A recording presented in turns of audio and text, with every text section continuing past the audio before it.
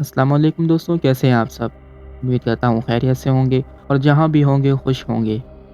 خدا سے دعا ہے کہ وہ آپ کو ہمیشہ خوش رکھے۔ یہ کہانی بالکل حقیقت پر مبنی ہے۔ یہ سچی کہانی پاکستان کے ایک پرانے علاقے کلات بلوچستان کے ایک چھوٹے سے علاقے کی ہے۔ یہ کوئی پرانی بات نہیں بلکہ آج بھی وہاں کے لوگ اسی خوف کے سائے میں جیتے ہیں۔ دوستوں، آج کی یہ کہانی انتہائی خوفناک ہے۔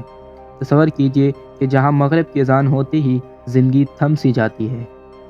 سورج ڈھلتے ہی لوگ اپنی دکانوں کے شٹر گرا دیتے ہیں، گلیوں میں کھیلتے بچے گھروں میں کھینچ لیے جاتے ہیں اور ہر دروازے پر ڈبل لاک لگا دیا جاتا ہے۔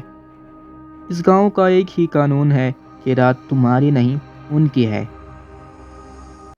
فراز جو ایک بار اپنے دوستوں کے ساتھ اس گاؤں میں گیا تھا، بتاتا ہے کہ شام کے 6 بجے ہی پورا گاؤں ایک قبرستان کی طرح خاموش ہو جاتا ہے۔ اس نے اپنے ایک دوست سے پوچھا کہ ابھی تو رات بھی نہیں ہوئی اور سب لوگ کہاں چلے گئے؟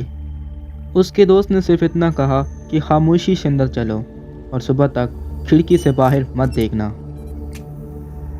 اب رات تقریباً 1 بجے فراز کی آنکھ کھلی۔ باہر سے ایسی آوازیں آ رہی تھیں جیسے کوئی بھاری چیز زمین پر گھسیٹی جا رہی ہو۔ پھر اچانک کمرے کی کھڑکی پر ایک دستک ہوتی ہے۔ فراز اٹھنے کی کوشش کرتا ہے لیکن اس کے دوست نے اس کا ہاتھ زور سے پکڑ لیا۔ اس نے اشارہ کیا کہ بالکل خاموش رہو۔ اچانک باہر سے ایک بہت ہی پیاری اور جانی پہچانی سی آواز آتی ہے۔ یہ آواز فراز کی امی کی آواز تھی۔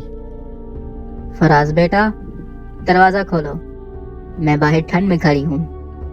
فراز کے ہوش اڑ گئے۔ یہ اس کی ماں کی آواز تھی جو اس وقت کراچی میں اپنے گھر میں موجود تھیں۔ گاؤں کے لوگوں کا ماننا ہے کہ وہاں ہم شکل جنات کا بسیرا ہے۔ یہ وہ مخلوق ہے جو آپ کے عزیزوں کی آواز میں آپ کو باہر بلاتی ہے۔ اگر کوئی غلطی سے بھی دروازہ کھول دے تو اگلی صبح وہ شخص کسی پرانے کنویں کے سامنے مردہ حالت میں نظر آتا ہے۔ اس کے جسم پر کسی انسان کے نہیں بلکہ جانوروں کے پنجوں کے نشان ہوتے ہیں۔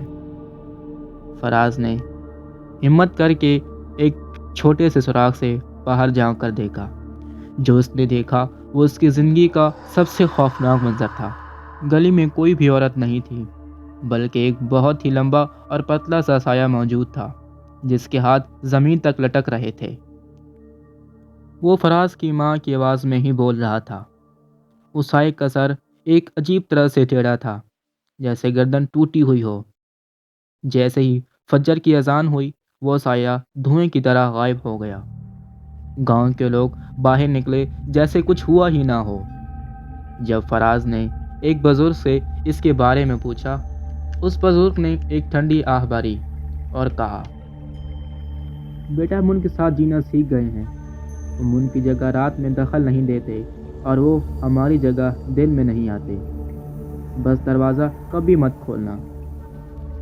دوستوں، پاکستان کے دور دراز علاقوں میں آج بھی ایسی جگہ موجود ہیں جہاں انسانی قانون نہیں بلکہ مخفی مخلوق کا حکم چلتا ہے۔ کیا آپ بھی کبھی ایسے گاؤں میں گئے ہیں جہاں رات کے وقت باہر نکلنا سختی سے منع ہو؟ دوستوں، امید کرتا ہوں آج یہ کہانی آپ کو اچھی لگی ہوگی۔ اگر کہانی اچھی لگے تو چینل کو سبسکرائب کریں، ویڈیو کو لائک کرنا نہ بھولیں۔ اب میں ملوں گا آپ سے کسی اور ویڈیو میں، تب تک کے لیے خدا حافظ۔